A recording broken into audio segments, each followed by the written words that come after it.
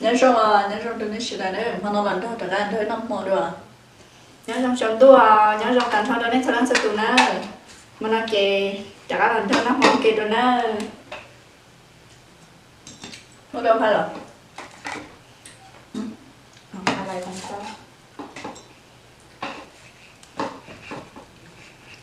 mà nó chỉ nó nói chị nó mù kho nó chờ mù con mù kho nó gió chua nó vượt gió nó lạnh vượt chi tại chẳng lạnh vượt bê san nữa ạ cho nó gió chua nên đấy mà đâu có yếu cho mà luôn đều cao luôn nó đây là nó chả không như làm cho nó mò kê nó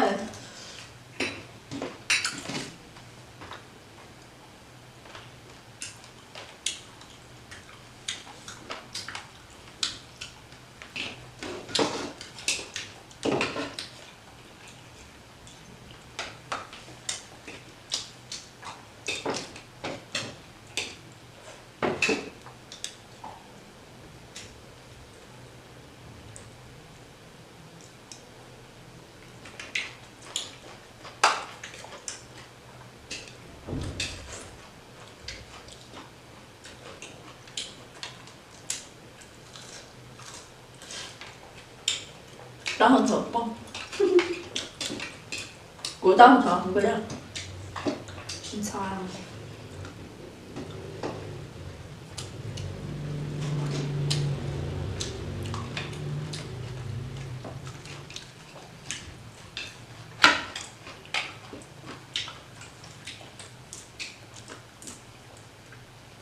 nó nhớ gió xí này chỉ ba đèn này bà nhện đó cho bà nhện đó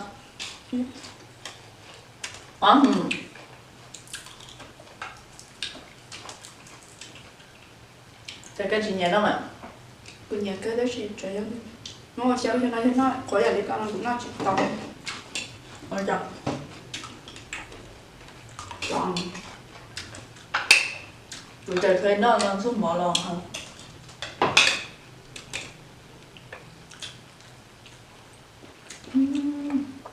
con gió một đêm à bây giờ được tôi giống có không ăn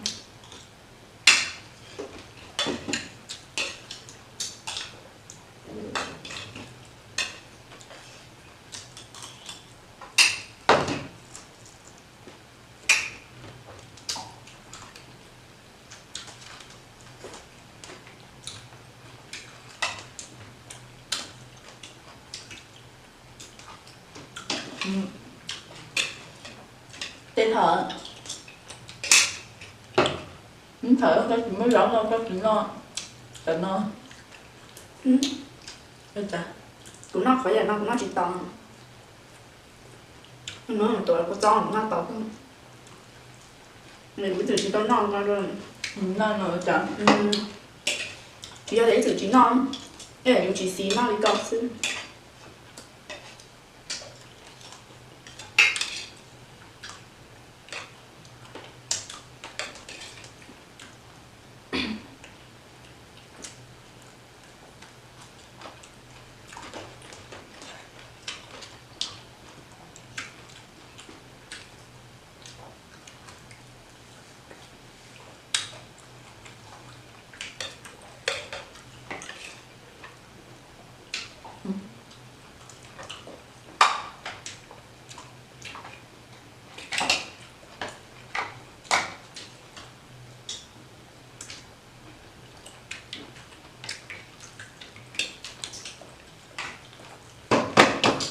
no hẳn đó được đấy không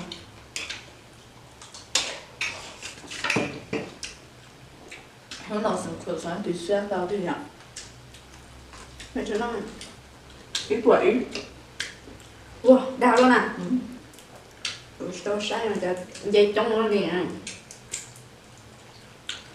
không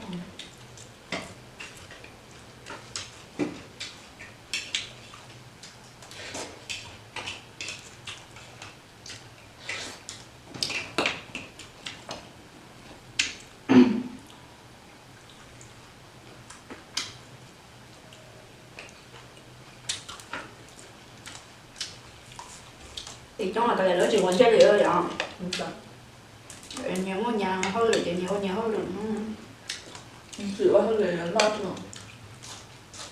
Rồi xong rồi em chơi luôn.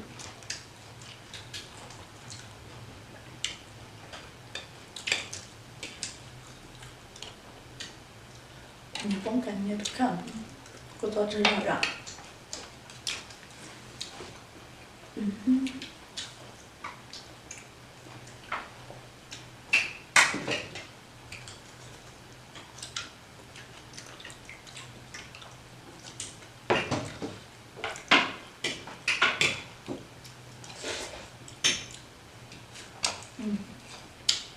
Để nào nó chỉ được.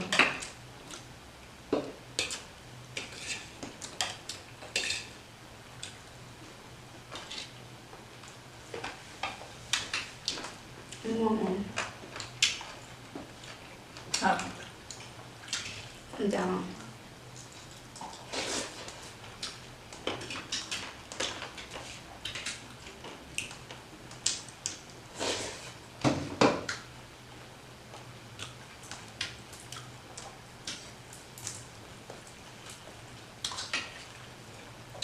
xếp lại thì nhà nó nhẹ hay là chỉ thả luôn.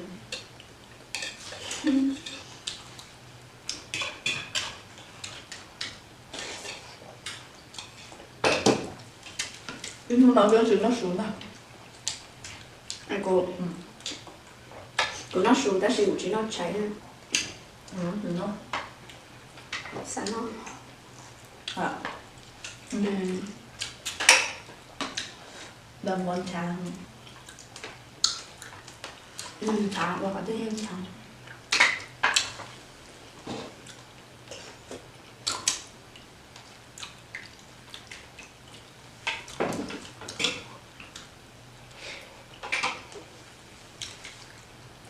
Mình đánh nhớ giỏi. Tự chơi lắm. Chỉ có.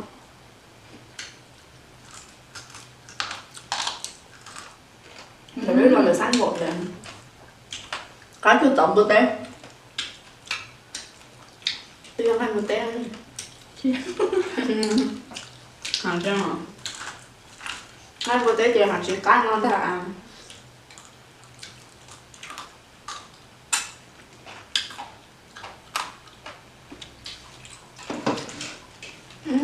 dùng một té mình dùng nó chút mà cá càng thôi xịn lắm. Đấy. Nó khéo lắm. Một té nó mỏng trên đấy nó tới ăn.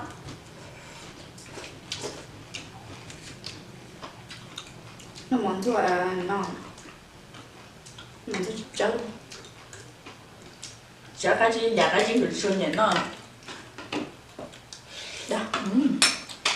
Tạm biệt các bạn. Phải chớ. Nó đã đi được rồi. Không. Phải cho ổn định. Ở đây không?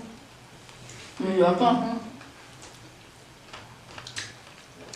Được ho cá gì của họ, ho cá tay được của chị xì á. Mà xì chọn bao giờ ứ lò kì. À trời ơi. Bé dùng chết tay luôn. Bé dùng chết tay luôn. Đấy muốn cho đây. Chết tay này chơi chơi gì không? Cho đi. Cho đai luôn. Cho nó đam mê.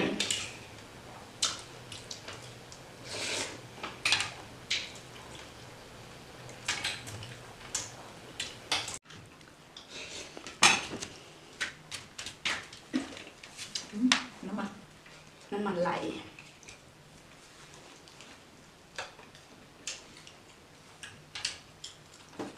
Một cái không? Chút không? Đau ẩn mà.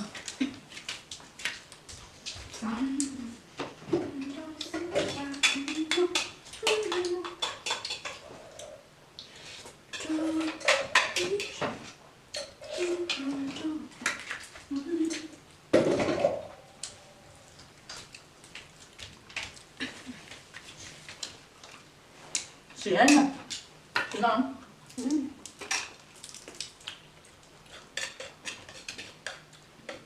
Vừa đợi cho dạ. Dạ.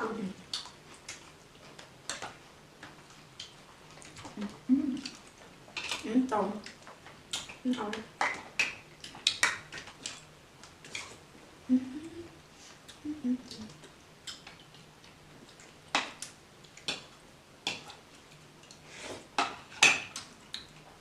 Ja, nein, nur Kartoffeln.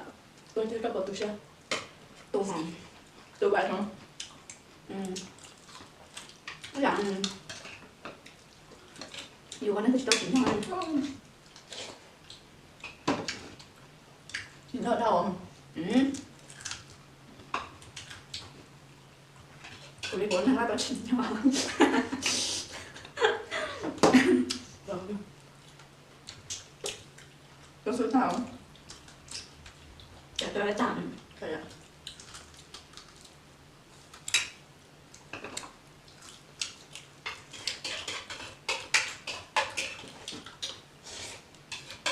Tại một ký nó không chả phá được.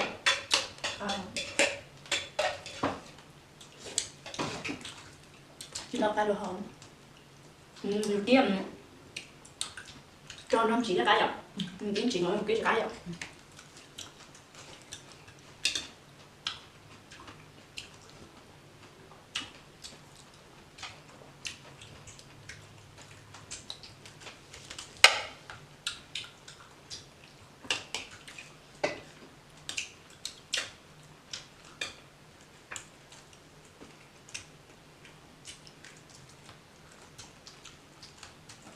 Nói chân có phải lúc nào cũng ăn, cũng in nó tự in nó nè, ra đây, cũng sát từ tiền đi trả đi tiền chẳng có trống tay và sát kia nó sẽ tại sao này chẳng tiền, Ở chồng. ha, Ở tao. rồi nó cũng chết tiền chết ta.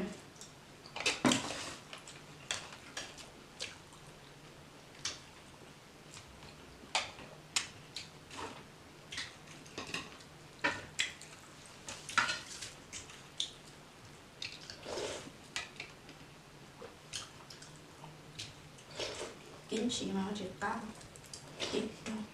김좀 넣어주지.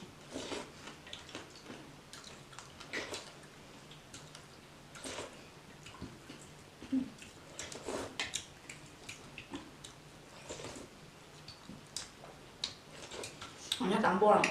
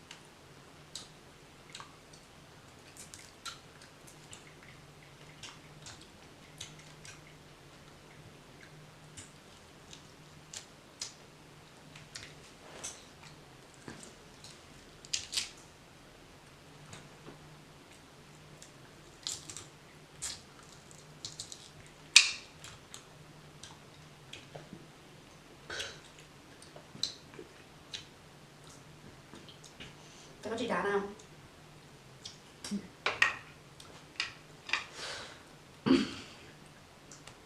Trong tay à?